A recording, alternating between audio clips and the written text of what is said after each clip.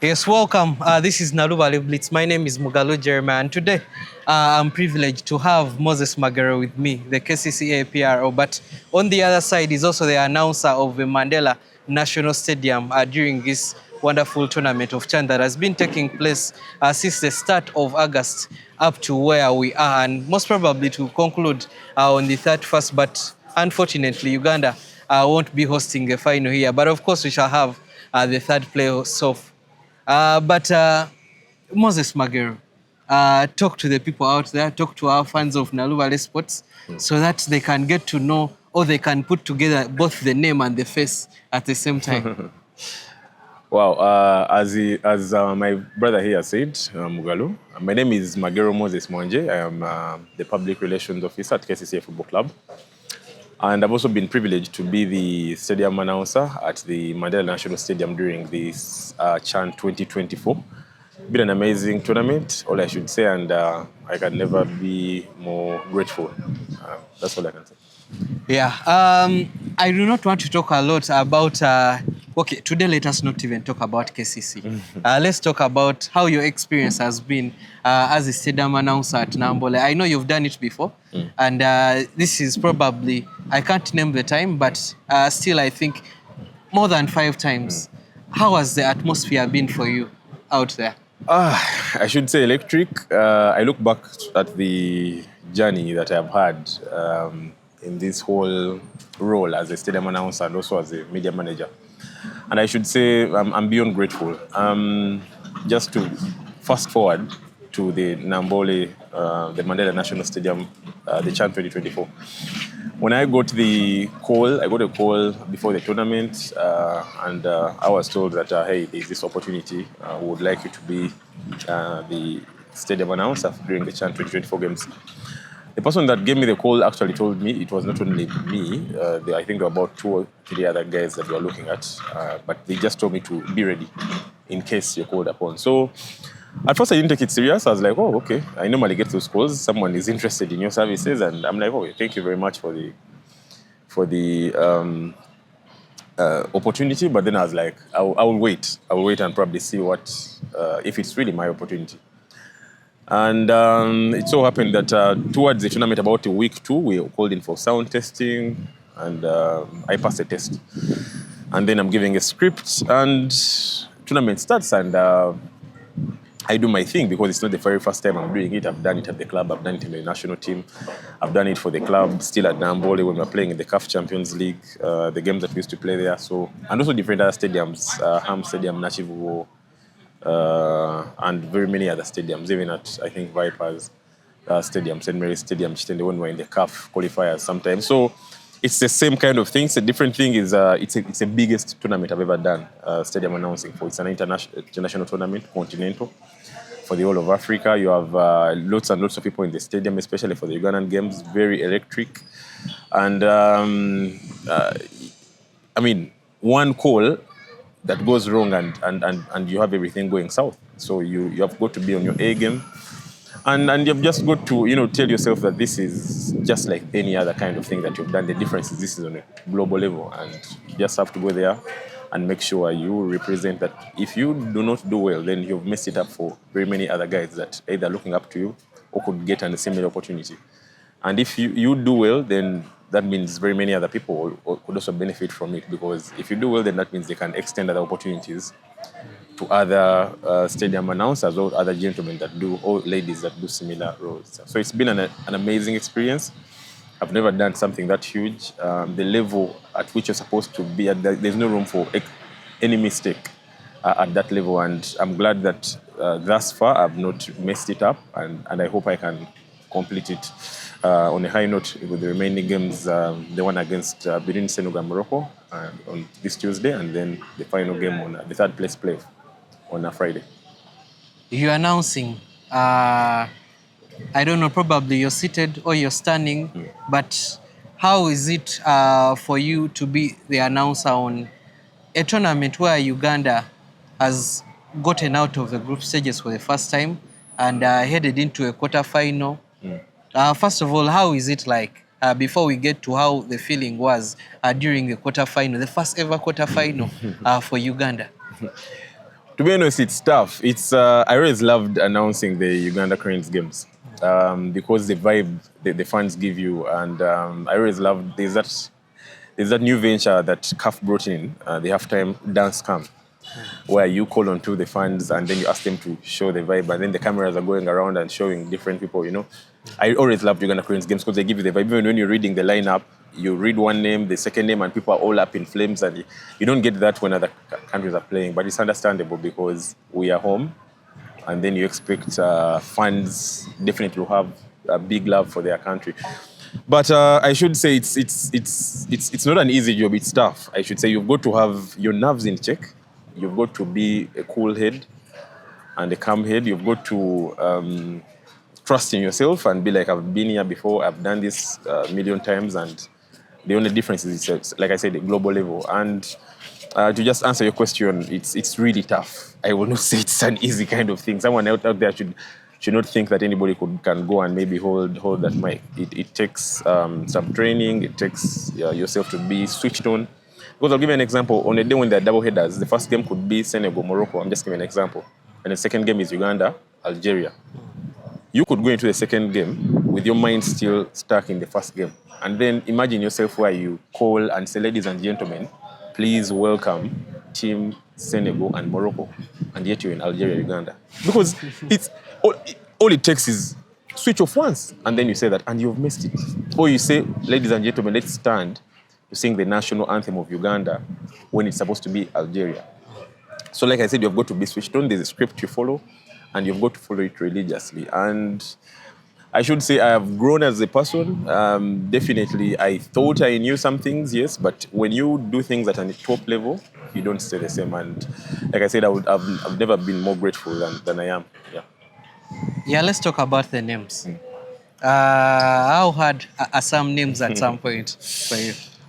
Wow. Some names are really, really tough, especially the names from the Maghreb region.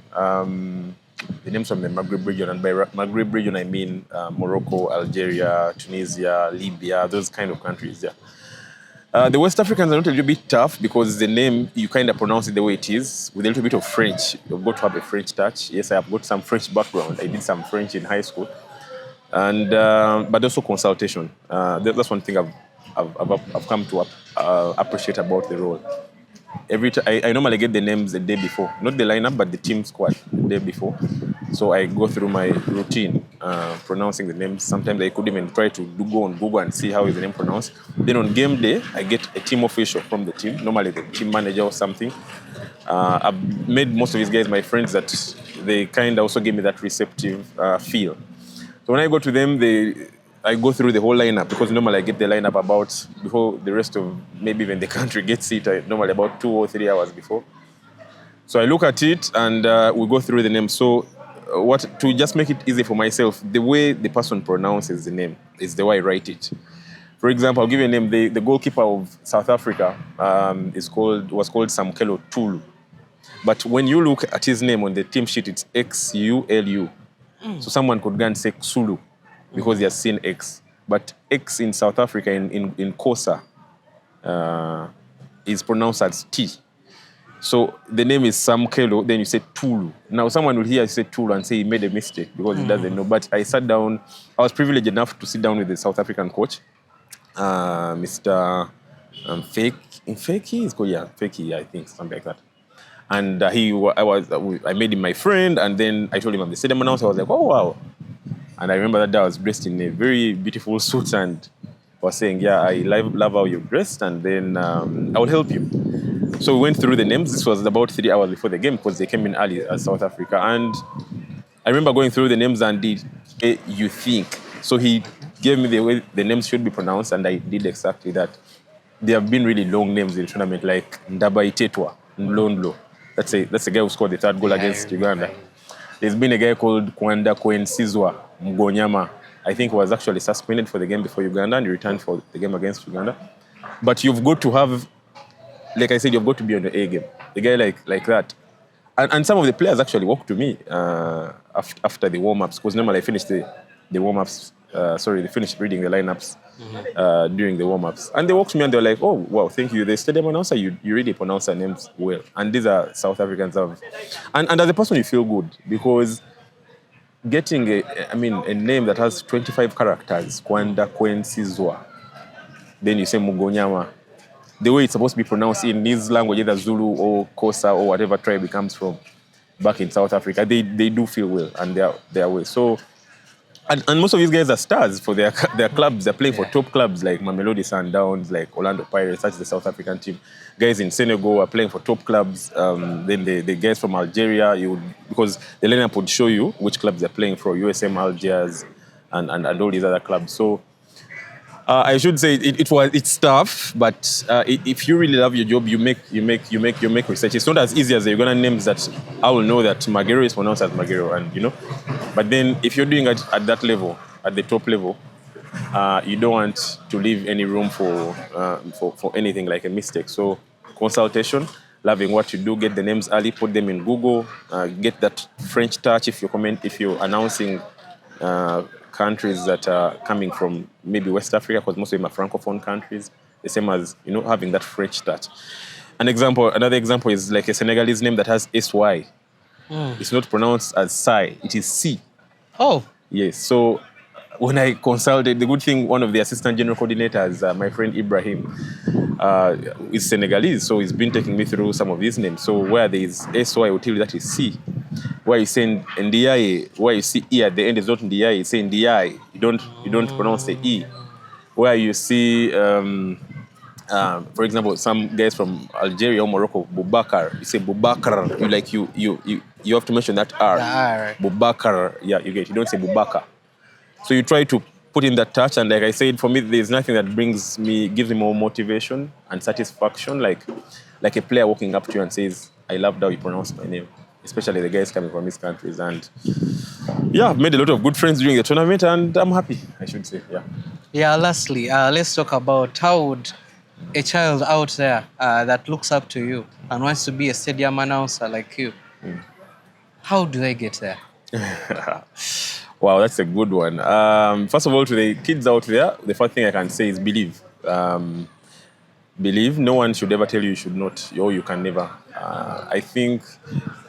I think one of the things that affected me in my earlier years was different people telling me I couldn't. Not even before I got into the job, like growing up, you can't do this and that. And I kind of was low in terms of confidence, but I appreciate my parents for taking me to schools that really helped me boost me in terms of confidence, and also the people that were surrounding me. And also the people that matter, especially family, it matters big time. So believe that you can, and use every opportunity like it was your last. I'll give you an example that my first time doing stadium announcing was in 2018. At the time, the previous year, towards 2017, I was working under Clive Chazi, who was the media manager at KCFC. I was working as a media assistant, helping out, volunteer or something like that.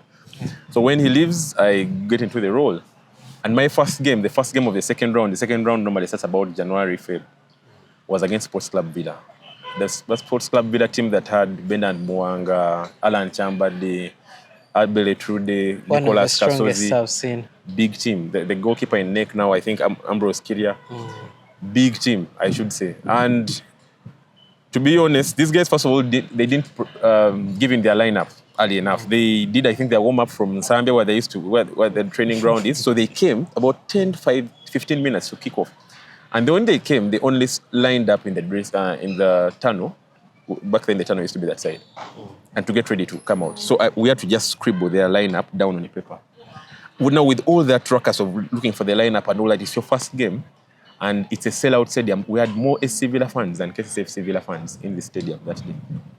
I remember reading out the KCFC lineup because it's normally the first. And the boos I would hear, I was very nervous, I should say. I almost said I can't really do this kind of role, and it was really, really crazy. But different people talked to me and they told me, no, listen, you may not have had it very well because your first game is a derby against SC Villa, huge, and but just keep going. And I remember I did 2-3 more games. And I'd never doubted my ability in terms of pronouncing names. It was now maybe the nerve, which I worked on my confidence. And I should say the rest is history. I've been able to do games in the CAF Champions League when KCFC was playing there against Al Ahly. I'll never forget that game at Namboole. Games against Esperance when we played them at Namboole. There was that team from Botswana Township Rollers. I've done tournaments like the Sekafa Under-17 qualifiers for the AFCON that was in Nachivuo. I've done the reopening of Nachivuo, that tournament that happened, the league teams that played when they were reopening Nachivuo. I've done league games for KCFC from 2018 to date. I've done some Uganda Cranes games, but nothing beats doing the Chan 2024. So for any young man out there, young lady who believes that, who feels they want to do this, please follow your dream. Believe in yourself. Early preparation matters. Get the names in early. Work on your pronunciations. Work on your discipline. Have the people that matter around you, and love what you do. And love what you do. That's all I can say. Yeah. I wanted to hear something like, where do the people register? We don't have an association. And it's a role that, I should say, puts you in places that you would never believed you'd ever be in, because I had an all-access tag during this Chan tournament. I would walk into the general coordinator's office because I have to be close to him. Any change can come into the lineup. I don't think, not every officer or even official from CAF has the ability to walk into a general coordinator's office, because it's the topmost person in a game. Bigger than even a referee who officiates, because if he says the game stops, it stops, because he's literally the topmost person when the game is happening, general coordinator. But you would be next to these people, and they would guide you. And like I said, it's an experience that you cannot even try to even quantify or put a price to. But I'm really grateful. And for any young person out there, please follow your dreams and believe in yourself, and give it a try. Who knows? As you are concluding, you were talking about being a stadium announcer on a game whereby KCCA was playing Al Ahly or KCCA playing Experience. How is the balance like? Be this side, be that side? It's tough. It's really tough, and I've seen it in this Chan tournament, because what happens is you're commented, you're announcing on the game, like for example Uganda Algeria, and Algeria score first against Uganda. You've got to announce the goal. Yeah. With passion. It may not be the same passion as when Uganda scores, but you've got to be neutral, because you're doing it, you're offering a role here and a service. And then Uganda concedes the second and the third. And when you announce the third, you hear some boos from the crowd. They're like, boss, because the crowd is not very far from you. So it gets tough. It really gets tough. But you just get to tell yourself that I'm offering a role here and a service, and I'm going to make sure I'm on my A game. And just go out there, do your thing, try to be neutral. It's like I said, it's tough. Obviously, there's no way I announce a goal the same way if Uganda scored. I remember Joel Seronyoje scores a goal against, it must have been Niger, and because of the attachment I have to the player, I almost even lost my voice announcing that one. But then you've got to put yourself in check and say, oh, yes, you are, first put KCCFC aside and all that, you're Ugandan, and you're offering a role here. But I should say it gets tough. And you've also said it for the CAF Champions League. Uganda, KCCFC scored that. I remember we scored the first goal. And that was Saddam Juma, a cracker. Yeah. Gets the ball, I think, from Alan Okello. Then he shoots the ball. And we're about, I think, 10,000 on the day, because it's about 40,000 seater, Namboole. But I almost even lost my voice because I was very excited. I was happy. I didn't know what to say. And then you announce, and then you hear the echoes of your voice from the speakers of the stadium. It's really an amazing feeling. But like I said, you've got to try to be neutral, because if the other team also score, you're supposed to at least show a little bit similar love. May not be the same, but a little bit similar. But yeah. And also, it's very important for the fans to be behind you. And I think the fans have really pushed me this chance, especially the Ugandan games. I think it's the best time I've done stadium announcing. You announce a player, and even before you just say player number 21, and you're supposed to mention, let me say Alan Okello or 20. Because Alan Okello and Joel Seronyoje were the players that every time I mention the shirt numbers, the fans don't even wait for you to mention the name, because when you mention the name, the shirt number, the guy's face appears on the screen, so they are all excited to see the guy. So when you say player number 21, and then so by the time you even read the name, they have not heard it. But it's an amazing feeling, I should say. But all I can say is I'm grateful, and I just give all thanks back to the Almighty God. Yeah. One word to describe Uganda's journey at the Chan. I should say it was a success. It was a success. That's actually, if it's one word, successful. Because we have never made it out of the groups. We did it, and it was successful. Yeah. Thank you very much, Thank you, Moses. too. Thank you.